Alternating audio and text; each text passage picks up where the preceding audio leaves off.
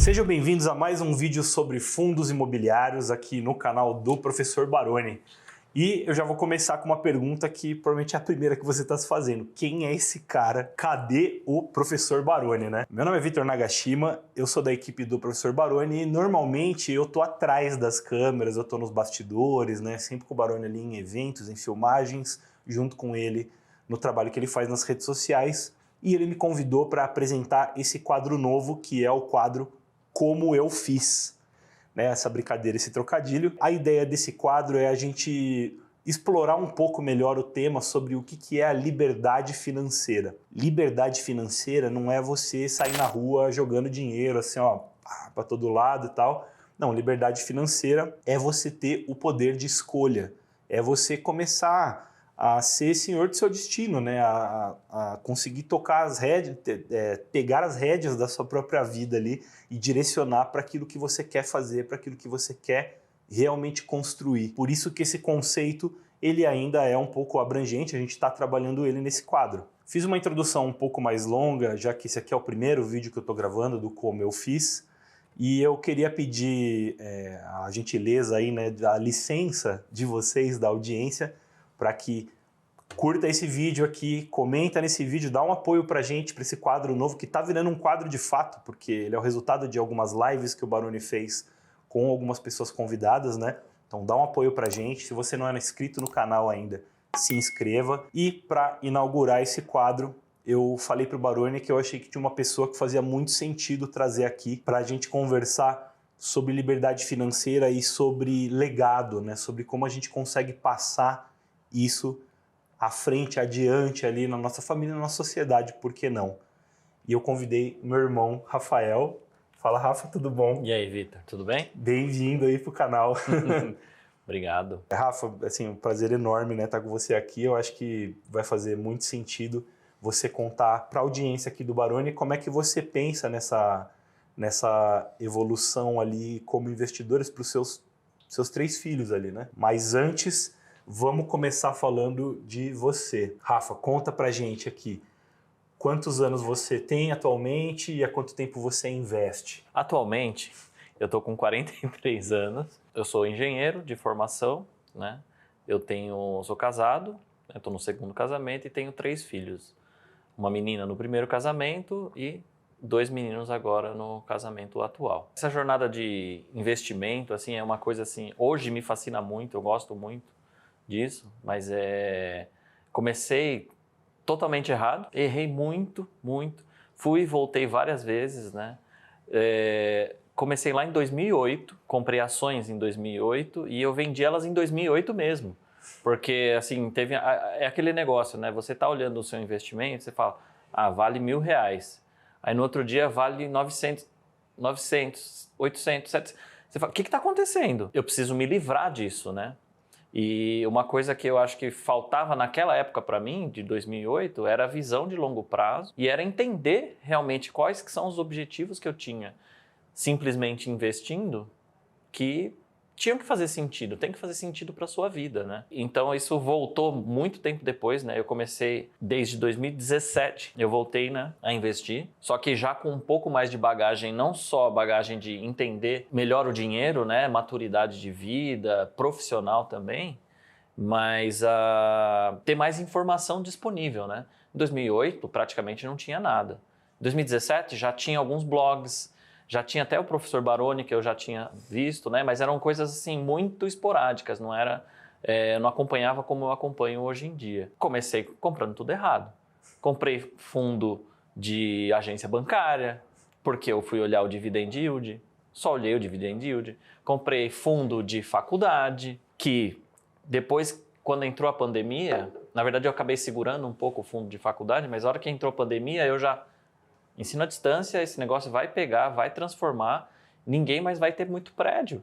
Então, saí. E fui saindo e fui montando a carteira, né? Só que assim, era uma época também complicada por outra coisa. Os custos eram muito altos. Tinha taxa de custódia, que hoje em dia não existe, taxa de corretagem, que hoje em dia não se cobra. Então, assim, eu já cheguei a pagar, sei lá, R$50 de taxa de corretagem para comprar fundo imobiliário, lá no começo, né? Imagino que o professor Baroni deve ter pago bastante taxa de corretagem. Hoje ele deve estar bem feliz, né? Mas assim, e a partir daí, de 2017 para cá, que aí estamos falando de 7 anos, e aí assim, hoje eu tenho muita maturidade e convicção para falar assim, tem que começar, é importante para o seu futuro, mas acima de tudo você tem que ter estratégia. Lá atrás eu comecei a seguir um blog e fui seguindo mesmo, literalmente. Copiei carteira, comprei os mesmos ativos, que não faz sentido. Você precisa estudar, você precisa entender para você pegar o seu dinheiro que você sua tanto. Primeiro você estuda muitos anos, depois você arruma um emprego, se dedica no emprego para você crescer, para você ganhar mais, e aí você não cuida do seu dinheiro, você tem que cuidar dele. E no meu caso, com filhos, né, a gente tem que pensar no futuro. Eu vou fazer um parênteses, 2 parênteses até, né? Duplo parênteses aqui nisso que você comentou. O primeiro é que você falou que em 2017 começou a virar chavinha, né? Vou deixar o jabá aqui que a Suno nasceu em 2017, né? Ela fez 7 anos esse ano, né? Tá rumando aí para os 8. Então, acho que o trabalho do Baroni e do Thiago de forma organizada, assim como uma empresa, tenho certeza que impactou não só eles, né, como outras pessoas também trazendo esse assunto a sério. E o outro parênteses é uma coisa que eu tenho acompanhado nas redes, assim, que é essa visão que você falou. Quando você compra alguma coisa, você precisa ter a dimensão de que aquilo não são só 4 letras e um número, né? Então, a gente precisa entender o que é o negócio que a gente está pondo o nosso dinheiro, né? E aí, talvez isso aí já ajudaria muito você nesse momento de baixa ou de alta, tomar decisões um pouquinho mais equilibradas, pensadas, né? Mais racionais e menos emotivas. Uhum. Mas foi só um parênteses. Rafa, vamos para uma parte mais prática. Esse aqui é o quadro Como Eu Fiz, né? A tendência é que a gente traga pessoas que investam mais em fundos imobiliários. Porém, a gente vai chegar no ponto core aqui do nosso papo, mas como é que está a sua carteira hoje em dia? Quanto que tem de FIIs, ações, assim, renda fixa? Como é que está mais ou menos a sua carteira? Bom, minha carteira está assim hoje. Fundo imobiliário da carteira total é perto de 15%. Se a gente pegar renda variável no Brasil, comparando ações e fundo imobiliário, eu tenho 25% de fundo imobiliário. Assim, eu tenho aumentado a minha tendência por fundos imobiliários nos últimos tempos. Ainda até coloco ainda no meio um FIAGRO, um FIINFRA, assim, né? São coisas meio... São diferentes de uma ação que é uma empresa, né? Eu enxergo como... São coisas diferentes, assim. Eu comecei gostando muito mais de ações, mas eu acho que hoje eu estou indo mais para um equilíbrio de, sei lá, um médio prazo aí, atingir, sei lá, 40, 60, alguma coisa nesse sentido. Então, 15% da carteira total, que é bem diversificada, né? Tem renda fixa, tem ações nos Estados Unidos, tem REITs, né? Não deixa de ser um fundo imobiliário. Característica um pouco diferente, mas tem. Desses fundos imobiliários que eu tenho, hoje eles me dão um rendimento suficiente para eu pegar e reinvestir. E ele, assim, tudo de fundo imobiliário eu reinvisto em fundo imobiliário. Mês que dá, eu coloco um pouco a mais no aporte para poder ir crescendo, porque é bola de neve, né? Já está experimentando os juros compostos. Exato. Se a gente pensar em valores, eu acho que o que eu estou recebendo hoje, perto de 1%, né? Então, imagina que todo mês você vai crescer 1%. Tem aquela história do 1% melhor a cada dia ou a cada mês aqui. A hora que você vai ver, tá gigante ali. Exato. E assim, nesse momento que o mercado agora está bem em baixa, já começando a precificar a Selic bem alta, a promoção tá tentadora. E deixa eu te perguntar, né? É uma parcela assim relativamente pequena, né, do seu patrimônio investido, 15% mais ou menos em fundos imobiliários. E mais uma vez, né, gente, meu irmão, então eu conheço um pouquinho mais dele do que eu vou conhecer de outras pessoas que eu vou entrevistar, né? Mas a sua carteira, ela é uma carteira que ela visa bastante crescimento. Você até falou que você está começando a puxar mais para a renda através de fundos imobiliários, né? Você visa bastante crescimento patrimonial ou ela já, mesmo a parte que são ações e tal, já é uma coisa que você está visando mais renda? Como que é? Eu foco em dividendos. Praticamente tudo que eu tenho é foco em dividendos. Tudo no Brasil. Se a gente pegar e pensar que no Brasil o dividendo ele ainda não é tributado, tem sempre os boatos, né, os rumores. Fundo imobiliário não é tributado, FIAGRO não é tributado, então assim, tem que se ter uma estratégia para dividendos.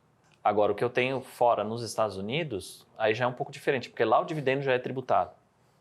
tem 30% de imposto. Então, o foco lá é mais o crescimento mesmo, a valorização, e em dólar também, né, do que o dividendo. Então, o que eu invisto fora é um pouquinho diferente. A estratégia é um pouquinho diferente do Brasil. Perfeito, perfeito. Rafa, então assim, essa sua carteira hoje em dia, ela já cobre seus custos fixos, seu custo mensal, ou você ainda está rumando para isso? Como é que tá? Não cobre porque os gastos são muito altos, né? Então, assim, ainda não cobre. Mesmo eu já tendo 7 anos investindo, já tenho um patrimônio razoável, mas, assim, o meu planejamento são mais... Eu tô com 43, meu planejamento é 60 anos. Então, mais 17 anos é o tempo que eu pretendo para que eu receba dividendos ou rendimentos ou o que seja que cubram todo o meu custo de vida. Na verdade, o objetivo é a aposentadoria mesmo. Então, 60 anos, aposentar e ficar... Longo prazo. Né? Exato, exato. Sempre longo prazo, né? Eu acho que aquilo que a gente comentou um pouquinho antes, o brasileiro, de modo geral, tem muita dificuldade em enxergar o longo prazo, né? E para os seus investimentos, para a sua vida, você tem que enxergar um longo prazo de 20, 30, 40 anos, 50 anos, né? Outro dia eu vi um comentário que o Warren Buffett, né? Ele foi virar bilionário lá nos 80 e virou 100 bilhões lá na frente da curva, né? Você pegar a curva, ele está lá na frentona. E já vi perguntarem para ele e falando assim, o que você faria diferente? Eu começaria mais cedo. Ele começou a investir com 13 anos. Né? Então, o tempo lá, se for pegar a fórmula dos juros compostos, né? O tempo é o único fator exponencial. Então, quanto mais tempo, melhor. E é o plano das crianças. Então, assim, o plano mínimo é uma ideia de 18 anos. Olha só, 18 anos. Imagina eles quando eles tiverem 30, que eles vão já estar praticamente investindo a 25. Aí vai ser, pai, eu vou virar youtuber. Tô brincando. Rafa, você fez já uma ponte aqui para o nosso assunto principal do vídeo, né? Por que eu trouxe o meu irmão, né? Meu irmão, ele não vive de renda atualmente, né? Ainda não chegou lá, tá nesse processo. Mas eu achei que fazia muito sentido porque eu imagino que você que assiste a gente aqui no canal, muito provavelmente você tem uma família, você tem crianças, né? E a gente tá sempre tentando planejar ali, projetar o nosso legado, né? E meu irmão, ele faz uma coisa muito interessante. São 3 filhos, né? Cada um dos 3 tem uma carteira. Então eu acho que vai te ajudar, você que já tem uma criança, cuida até um dependente que você enxerga um horizonte de investimento longo, eu acho que vai te dar uma visão tanto assim de inspiracional como prática, né? Porque eu tenho algumas perguntas mais específicas, né? Então, Rafa, eu vou assoprar aqui para a turma, né? Que essas crianças têm 12, 6 e 2 anos, né? Acertei. Acertou. Ó, tio desnaturado. 12, 6 e 2 anos, né? Vamos ficar com isso na cabeça, gente. Como que foi essa dinâmica? Assim, as 3 crianças já nasceram e você já fez a carteira? Não. Como é que foi essa trajetória? Não. Então, a mais velha, assim, o plano sempre é aquele pensamento assim, vou guardar dinheiro para a faculdade, né? Então, tinha uma previdência privada, né, que aportava um valor X por mês, que eu nem lembro, de tanto tempo que eu já comecei a carteira, não lembro quanto que aportava. Depois chegou um determinado momento que eu tirei da previdência e comecei a fazer uma aplicação de renda fixa para ela normal. Em 2020, ela tinha 8 anos. 8 anos. Então, em 2020, eu estava já com 3 anos investindo. Da Previdência lá. Não. Tá, não, você, né? Isso. Então, depois de 3 anos que eu investi, eu falei, poxa, eu acho que eu preciso montar uma carteira, né? Vamos pensar, preciso montar uma carteira. Então, eu decidi que eu ia continuar contribuindo na renda fixa, né? E a mesma contribuição eu ia fazer para montar uma carteira de ações e fundos imobiliários. 70%, 30%. Né? 70% renda fixa? Não. 70% de ações e 30% de fundo imobiliário. Legal. Renda fixa continua separado. Né? Certo. Então, isso em 2020. Então, a mais velha tinha 8 e o do meio tinha 2. Então, meio que a carteira dos dois, eu comecei junto. O aporte do meio era de R$100, então era R$100 no Tesouro Direto e R$100 na carteira. Todo mês. R$100 Tesouro Direto, R$100 na carteira. Da mais velha, como ela perdeu 8 anos, o aporte era mais alto, então 150. Ainda é 150. Então, Você está monitorando isso assim para dar uma equiparada? Não tô. É isso. Não tô. E em determinado momento também eu talvez aumente o aporte do mais novo, do meio e do mais novo, né? Então, em 2020 começou uma carteira com aporte de R$150 e uma carteira com aporte de R$100. Isso na metade de 2020. Legal. Com essa divisão, né, de 70% de ações e 30% de 30% de fundo imobiliário. E o pequenininho? O pequenininho, com 1 mês de vida, começou a carteira dele. 1 mês. Em 2022, começou a carteira dele com R$100. Então, são 3 carteiras. Uma de 100 a partir de 2022, uma de 100 a partir de 2020 e uma de 150 a partir de 2020. Você comentou comigo que você compra fundos imobiliários, ações, tem ali também uma parcela de renda fixa. A carteira deles é igual? Você compra as mesmas coisas? Não, são diferentes. Então aí vamos entrar já nos detalhes técnicos, né, que você queria me perguntar. A mais velha, como ela é do meu primeiro casamento, eu tenho que pagar pensão para ela. Né? Certo. Então, como ela recebe a pensão, ela tem que fazer um imposto de renda, a declaração. Então eu fui abrir uma conta, ela tinha que ter uma conta para ela receber e peguei essa mesma conta dela e abri na corretora. Então tá tudo no CPF dela. Então totalmente separado. Você cuida, mas está tudo no nome dela. Exato, tá tudo no nome dela, mas eu que tenho as senhas para fazer as operações. E aí o que eu faço? Aí alguns ativos são iguais aos meus. A minha carteira. Alguns ativos eu copio. Dos 2 meninos que são do meu casamento atual e estão comigo ainda, além deles ainda serem muito pequenos, eu criei uma conta para mim, no meu CPF, numa outra corretora. Então eu tenho a corretora principal que eu utilizo, corretora secundária, uma corretora terciária, e a carteira deles está lá no meu CPF, porém eu sempre compro ativos diferentes dos meus. E entre eles também diferentes. Então, eu não quero misturar as mesmas coisas, eu quero que seja tudo bem totalmente separado. Primeiro, porque lá na frente o meu plano é que eles comecem a operar essa carteira, eles. Vai cair esse aporte aqui, vai entrar o dividendo, o rendimento. O que você vai fazer esse mês? Sei lá, eu estou imaginando isso com 15, 16 anos, a hora que a criança começa a se interessar por dinheiro um pouco mais, né? Talvez até um pouco antes. Então, da mais velha, totalmente separado, imposto de renda separado, eu que faço o imposto de renda dela. E os outros 2, os impostos, estão todos dentro do meu. Certo. Né? É um subimposto.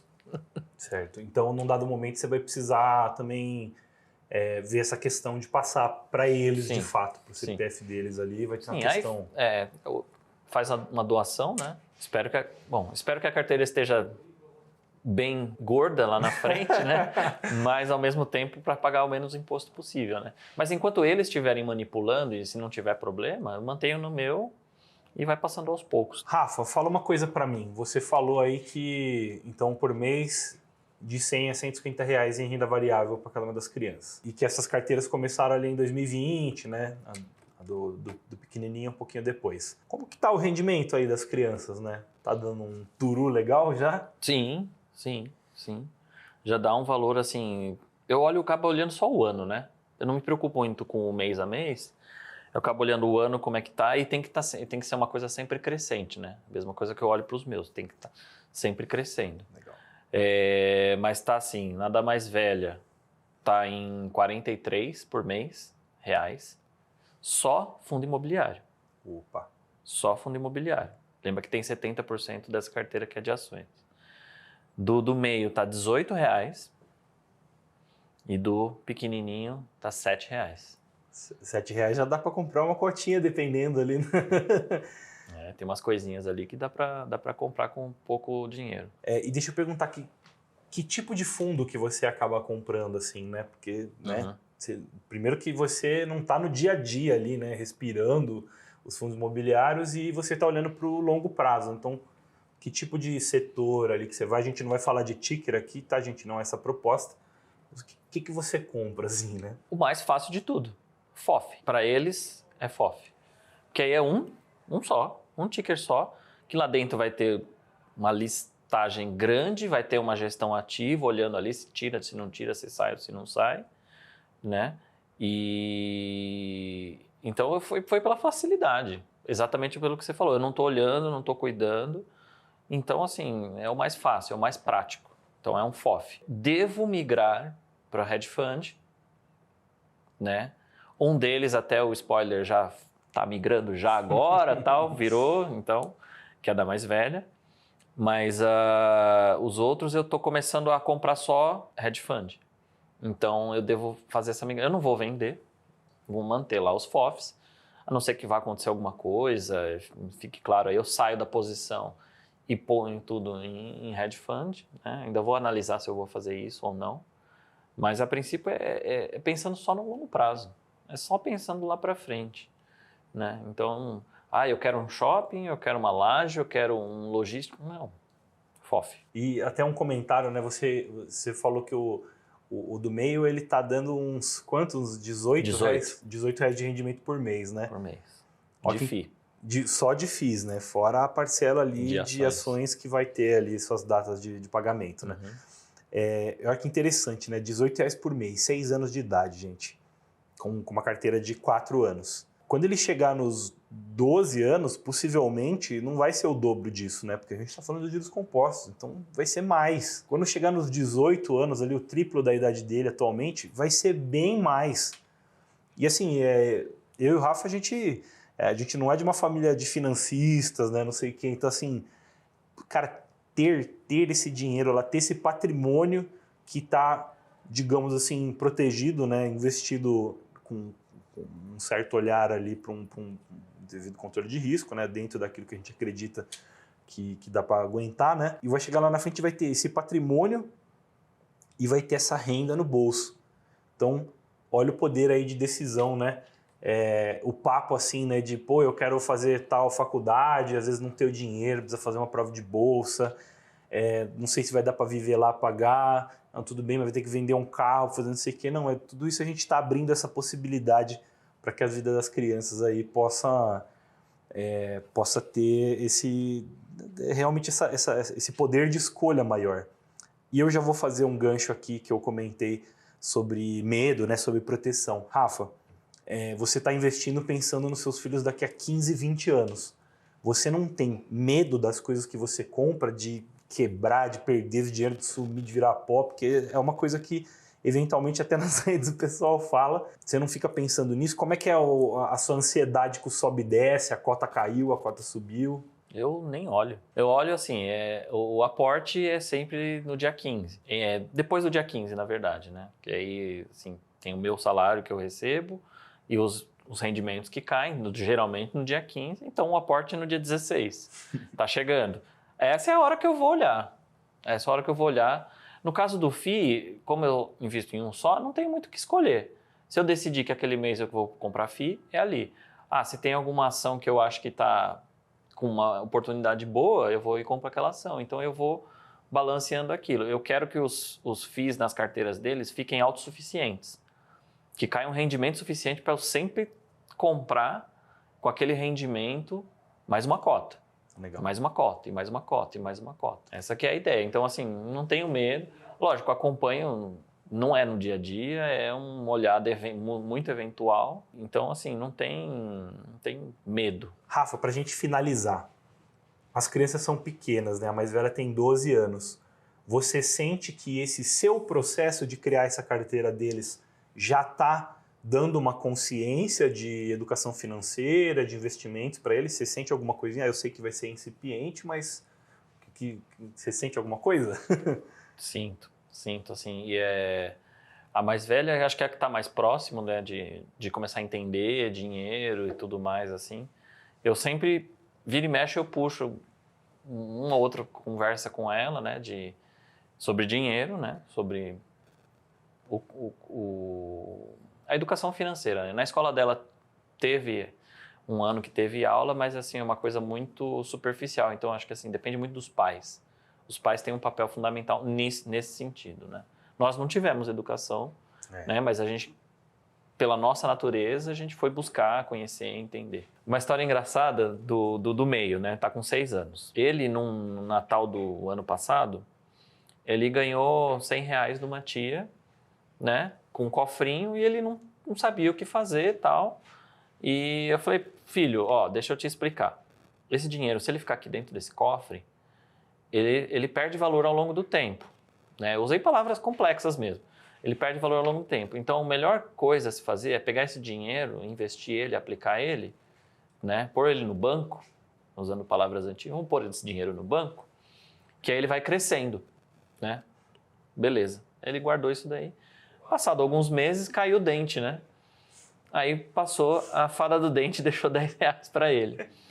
E aí ele virou para mim e falou assim, ah, pai, eu não quero ficar com esse dinheiro. Eu falei, tá bom, filho, o que você quer que eu faça? Aquele dinheiro, sabe aquele dinheiro do Natal? Sei. Ele tá crescendo, não tá? Tá. Quero que você põe no banco. Então ele não sabia com o que gastar aquele dinheiro, não sabia que ele podia ir comprar uma bala, um chocolate, alguma coisa. Põe lá no banco para crescer mais, né? Então, assim, acho que de alguma forma já está entrando isso daí. É um assunto que a gente, em casa, a gente costuma conversar abertamente isso daí, porque é importante, né? E é de casa que vai criar essa curiosidade neles de querer entender o que acontece, né? Hoje muito simples falar pôr no banco, mas com o passar do tempo... A semente está plantada, né? Exatamente. A semente está lá e a gente só tem que cuidar dela. Legal. Pessoal, quero agradecer vocês por acompanharem esse vídeo, esse quadro novo que está nascendo aqui de forma mais organizada aqui, né, estruturado como eu fiz.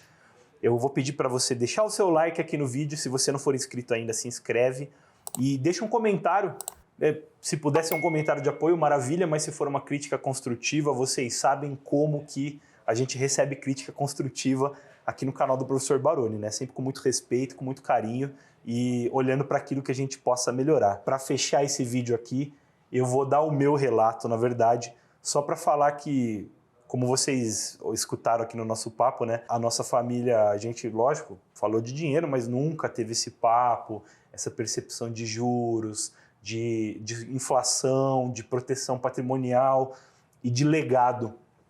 Então, assim, o poder que a gente tem quando a gente começa a olhar para uma coisa dessas, começa a falar sobre isso, começa a trazer para a nossa família, para as pessoas próximas.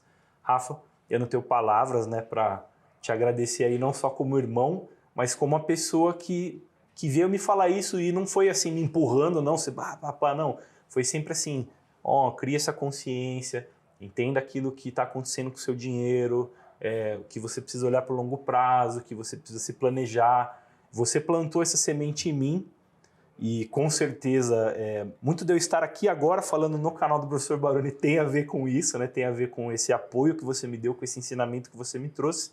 E você está criando isso para os seus 3 filhos, né? Com certeza a sua esposa, né? A nossa mãe aí, que também já veio aqui gravar uma vez.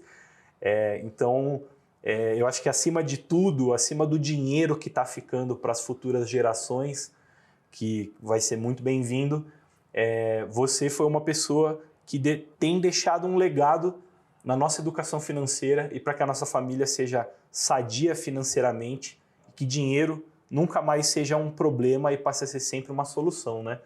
Então fica um pouquinho aqui do meu relato para vocês. O meu agradecimento, Rafa. Obrigado por participar. Eu que agradeço o convite. E é isso, gente. Até a próxima. Até o próximo Como Eu Fiz. Tchau, tchau.